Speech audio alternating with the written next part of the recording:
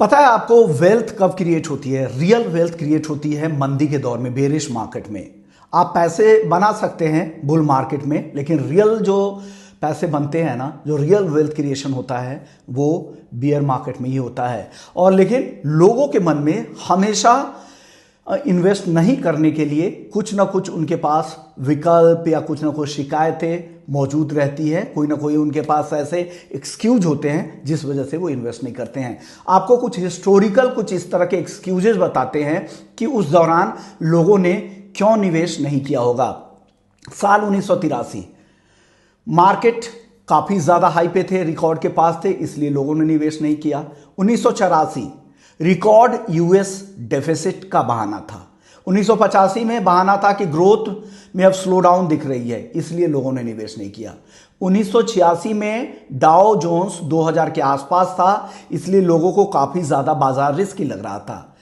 1987 आते आते black Monday आया, मार्केट बुरी तरह से क्रैश हो गया, इसलिए लोग वहां पे डर के निवेश नहीं किए।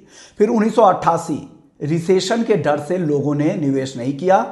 1989 में लोगों ने इसलिए निवेश नहीं किया क्योंकि जो जंक बॉन्ड थे वो पूरी तरह से कोलैप्स हो गए थे, तो उसकी वजह से डर के मारे लोगों ने बिल्कुल बाजार से किनारा किया। फिर साल 1990 गल्फ वॉर की शुरुआत हुई और 16 साल में सबसे बड़ी गिरावट बाजार में आई। उस दौरान बाजारों को लेकर इतना डर था कि लोग बाजार से बुरी तरह किनारा हो गए, लेकिन 1991 में वापस से बाजार ने नया हाई लगाया। तो उस दौरान भी जब 16 साल के निचले स्तरों पे थे, 16 साल में सबसे बड़ी गिरावट थी कि उस दौरान भी बाजार में निवेश नहीं करने के एक्सक्यूज थे। और 1991 में जब फिर से नया हाई लग गया, उस दौरान भी एक्सक्यूज थे कि नया हाई है। 1992 इलेक्शंस का दौर था, मार्केट फ्लैट रहा। 1993 में मास कॉर्पोरेट रीस्ट्रक्चरिंग हुई और तो इस वजह से लोगों में अनिश्चितताएं थी, ये उनके लिए एक्सक्यूज का काम किया और उन्होंने इन्वेस्ट नहीं किया। 1994 में इंटरेस्ट रेट बढ़ रहे थे। 1995 में काफ़ी ज़्यादा बाजार के भाव उन्हें लग रहे थे, टू हाई टू इंटर इन। सो ये इस तरह के एक्सक्यूज उस दौरान थे। 1996 में महंगाई काफ़ी ज़्यादा थी, ये बहाना था। फिर 1997 का दौर आया इसी तरह से, जिसमें कहा गया कि इरेशनल एक्जुबरेंस है बाजार को लेकर। 1998 में कहा गया कि एशिया कोलैप्स होगा और कोलैप्स उस तरह के हुए, तो ये बहाना था।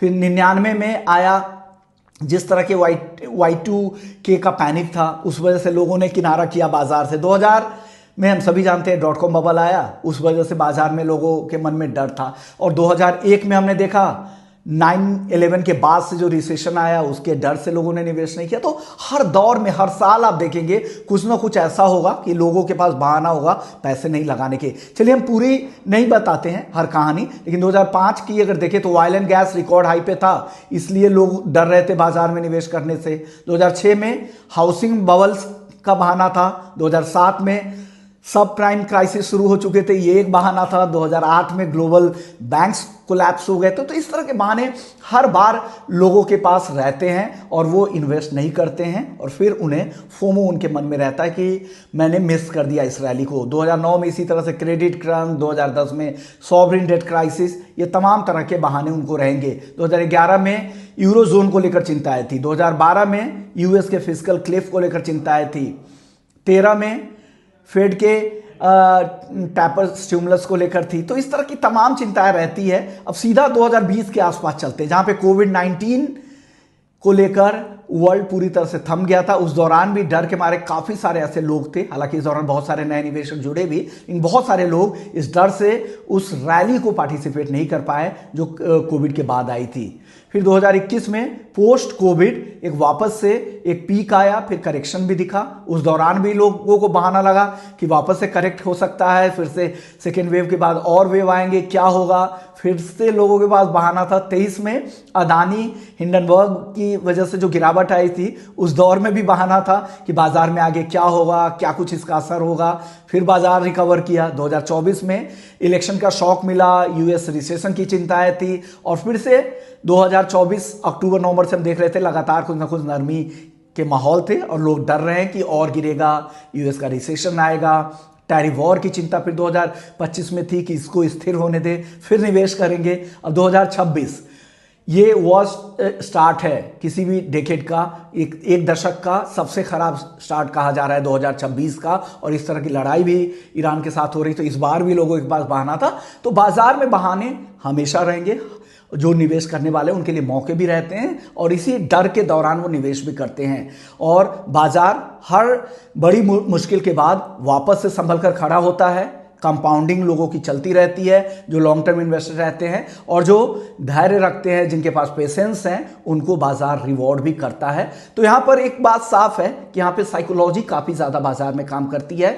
जो इन्वेस्ट नहीं करना चाहते हैं उनके लिए हमेशा कुछ ना कुछ बहाने रहेंगे निवेश नहीं करने के लिए, और अपने बेरिश तर्कों से वो को सबसे ज़्यादा भरोसेमंद मानते हैं और वही उनको समझदारी लगती है कि यही बेरिश तर्क यहाँ पर ज़्यादा काम करेंगे और इस वजह से बाजार से दूर रहना चाहिए। और जिनको पैसे बनाने हैं, जो रियल वेल्थ क्रिएशन है, वो ब्लैक मंडे के दौरान भी निवेश किया। सितंबर 11 सितंबर को जो अटैक हुआ था उस गिरावट के दौरान भी उन्होंने निवेश किया। ग्लोबल फाइनेंशियल क्राइसिस जो सबप्राइम क्राइसिस थी उस दौरान भी निवेश किया होगा, और कोविड-19 जैसे पैंडेमिक के दौरान भी। तो रियल वेल्थ क्रिएटर हर दौर में निवेश करते हैं। और बुल मार्केट में आमतौर पे पैसा तो आप बना सकते हैं, लेकिन रियल वेल्थ क्रिएशन के लिए आपको बेरिश मौके ही सबसे बेहतर होते हैं। अगर उस दौरान भी अगर आप बहाने निवेश के ढूंढेंगे तो फिर आप कभी वेल्थ क्रिएट नहीं कर पाएंगे। तो यही हमारा इस वीडियो बनाने का मकसद था। नमस्कार।